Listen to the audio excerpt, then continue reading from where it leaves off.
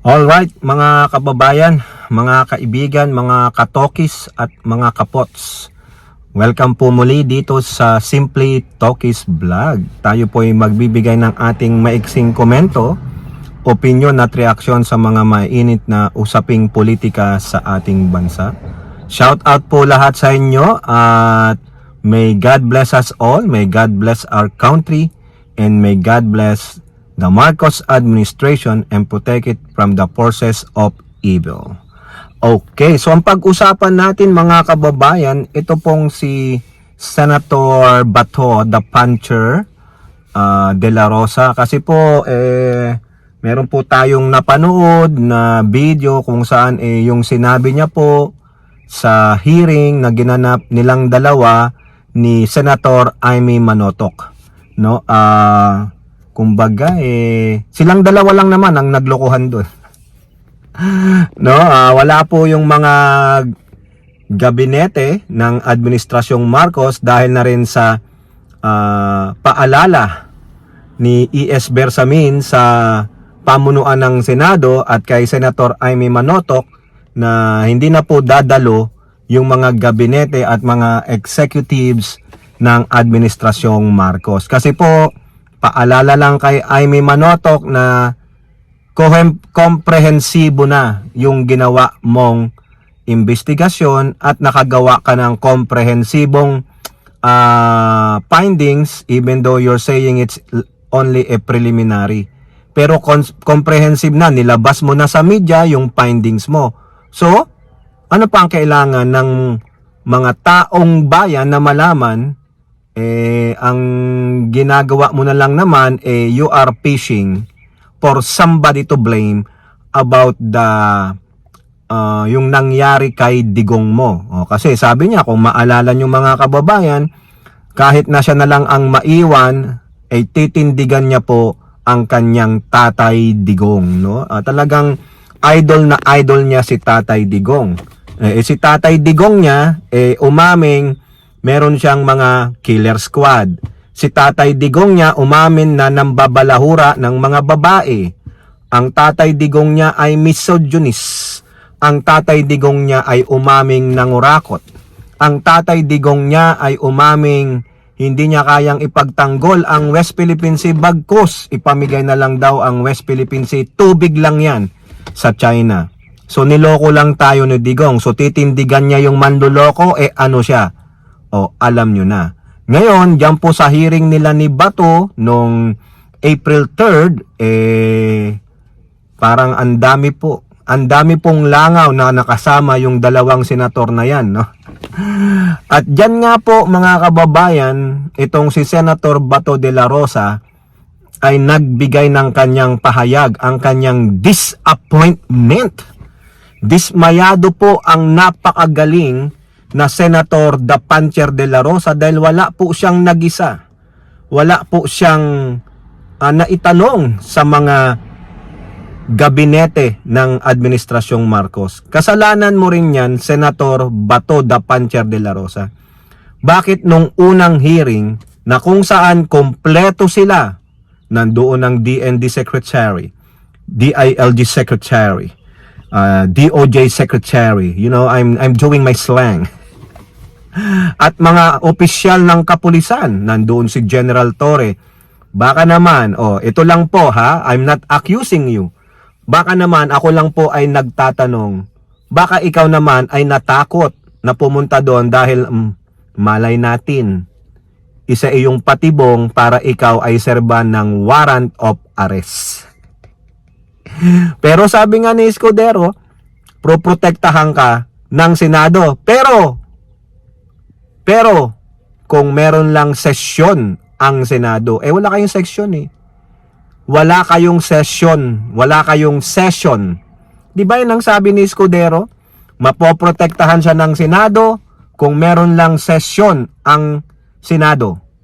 Yung pwedeng humingi ng tulong ng mga senador sa Senado, just in case tulad ni Bato, doon lang kayo mapoprotektahan, pero hindi forever. Pero, sa akin lang opinion, kaya malamang di ka pumunta nung first hearing kasi walang sesyon ang Senado at baka ikaw ay bigla na lang serban ng warrant of arrest from the ICC. Ngayon, nagbida-bida ka dyan, no? Dahil wala na yung mga taong dapat mong kaharapin. Kausapin mo yung mga hangin dyan o yung mga langaw, no? Ang sabi niya mga kababayan, with total disappointment, sabi niya, kinakailangan daw i-compel na papuntahin itong mga executive members ng kabinete ng Pangulong Marcos na pumunta sa hearing ngayon. Napaka-importanteng madinig ng taong bayan ang kanilang mga kasagutan sa mga katanungan ng mga senador tulad ni Aimee Manotoc at ni Bato de la Rosa at ng mga miyembro ng committee na yan, na Committee on Foreign Relations. Ngayon mga kababayan, nagsasalita ng ganon si Bato. Sabihin na natin sa kanya, back at you, boy. Di ba? Bakit ikaw, no? Nung ikaw ay iniimbitahan sa Quadcom, na lagi ka na lang nagkakaroon ng sinasabing ayaw kong i-break yung protocol. Lagi ng depensa mo, magkaroon tayo ng constitutional crisis. We are co-equal branch of government. So what do you think of those cabinet members that belong to the executive department? They are also co-equal branch of your government. Di ba? O ngayon gusto mo i-compel sila through subpoena? Really? O bakit din nyo sinabpina? Bakit iba yung pinadsabpina nyo? Yung piloto ng RPC 5219 na Gulfstream Jetstream? Bakit? Yun naman piloto na yun, he's just following the order. Di ba? Bakit hindi nyo ipabasabpina si DILG and DOJ, the Remulla Brothers, si DND Chief, si ES Bersamin, ipasabpina nyo. Lahat po nung nandun sa nag-usap-usap, bakit tinurn over si Digong sa Interpol? I'm not saying ICC. Yung mga DDS, sinasabi lagi ICC. May nabanggit ba during that March, the day of infamy kay Digong na March 11 na ICC ang mga gobyerno? Si General Torre, di ba sabi Interpol, Interpol, Interpol. Wala po akong narinig na, hindi, nakiano tayo sa ICC. Hindi po eh. Ang nadidinig ko, because Interpol, Interpol, Interpol. Pero sa mga DDS na mga tanga at bobo, ICC, ICC, ICC. O di ba? Sino ngayon ang sinungaling? Di kayo. Di ba? Ngayon si Bato, you want to compel them? Isabina mo lahat sila. Pag hindi sila umatin, contempt. Tapos tinitignan pa nila mga kababayan kung pwede daw pong ipatawag si General Torre. Di patawag ninyo, hindi naman siguro uurong ang bayag ni General Torre to face you. Di ba? Ang kay General Torre lang ay katotohanan. He followed the order. He followed the rule of law. Isa siyang pulis, isa siyang miyembro ng otoridad. Dapat niyang ipatupad ang rule of law. Kung nayayabangan kayo kay General Torre, di ba ganun din naman kayo? You have to enforce your authority because you are a member of the authority, yung PMP. Di ba? Paano ka paniniwalaan ng tao, yung subordinate mo, if you cannot enforce an authority of yours? General ka at ikaw ang naatasan dyan na leader to get that guy. No? Ngayon, ipakumpel mo. Pasabpina mo, pakontempt ninyo. Pero pag ikaw, ayaw mo.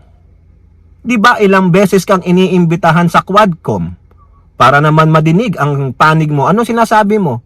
Ganito, ganito. Tapos, nagpahiring ka. Gumawa ka ng sarili mong hearing, di ba? O sino ngayon ang mukhang tanga? Yun ang sinasabi natin pag hindi convenient sa kanila, they will find a ways to yung mga alibay. Pero pag convenient sa kanila, gagawin nila tulad ng ginagawa ni Bato. O ngayon mga kababayan, yung isang mambabatas dyan na congressman ng 1st District ng La Union, si Paulo Ortega, Representative Paulo Ortega, may sinabi po siya. Nagbigay po siya ng komento dyan. Kasi nga nag-invoke ng executive privilege ang executive department through ES Bersamin memo. Ang sabi lang ni hindi pala, si Jude Asidre pala. Sorry po, hindi po si Paulo Ortega. Si Jude Asidre ng Tingog Party List.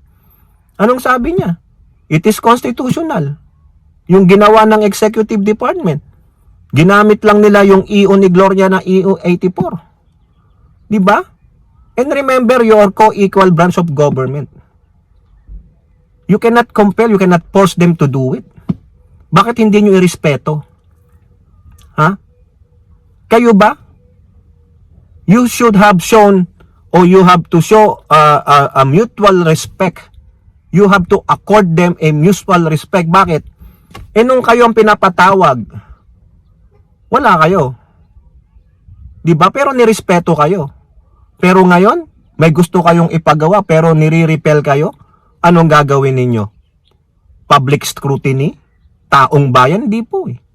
Kaya ako, nasa panig ako ni E.S. Bersamin, ng Pangulo, Gabinete, at si Jude Asidre. Yun na lang po yung binuod ko, yung nabasa ko sa sinabi ni Jude Asidre. Nasa Constitution, Constitution, they just follow the rule of law. So, anong masama doon ba to? No? Kung gusto mo, ang gusto nyo, dapat maging fair kayo. Kung iniimbestigahan ninyo, kung sinasabi ninyong patas kayo para sa taong bayan, bakit hindi rin kayo umattend sa hearing? Alam ko ito, cover ito ng committee ni Risa Hontiveros, si Senator Hontiveros, yung Family, Women, Children, no? Yung tungkol sa kapakanan naman ng mga biktima ng EJK na yan. O ikaw ba to, 'di ba, sa public safety, yung sa drugs, 'di ba? Ba't hindi mo yan i-open sa yung committee? Imbestigahan mo rin 'yon. Paano naman po yung pamilya ng biktima ng EJK noong war on drug mo? Pero malamang di mo gagawin yan kasi ikaw ang implementor ng war on drugs, yung Tokhang. O maganda sana si Hontiveros gawin yun eh. O pero bakit? Bakit wala si Amy Marcos nung nag-iimbestiga na, nag-i-hearing na si Hontiveros sa ni Kibuloy? Bakit wala kayo? 'Di ba? Bakit kulang kayo? Ba't hindi kayo nagsisisipot? 'Di ba bato? Sumipot ka yata once lang, I don't know. Pero in defense pa ni ni Kibuloy ba yun, o si Digong? Di po ba? O si Hontiveros, tinapik niya yan.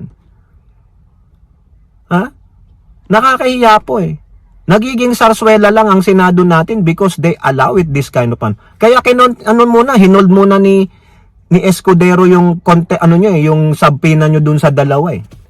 Pinabi-verify niya yung executive privilege kung mag-a-affect doon sa dalawa na pinapasubpoena. Hindi kaagad pinatake effect, hindi kaagad diniretso kay Senate General, yung sa legal.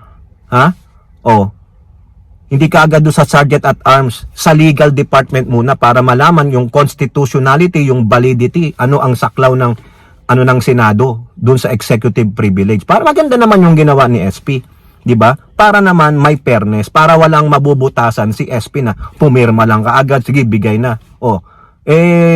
Ka-upload naman yung ginawa ni Escudero. Pero si Bato, come on dude. Kaya nga, ang tingin po ng karamihan dyan sa ginawa ng dalawang senador na yan, si Aimee Manotoc saka si Bato, ay in aid of their re-election. O kayo po, ano pong inyong masasabi? Comment down below and don't forget to like and share. Hope to see you in the next videos. Bye-bye, God bless.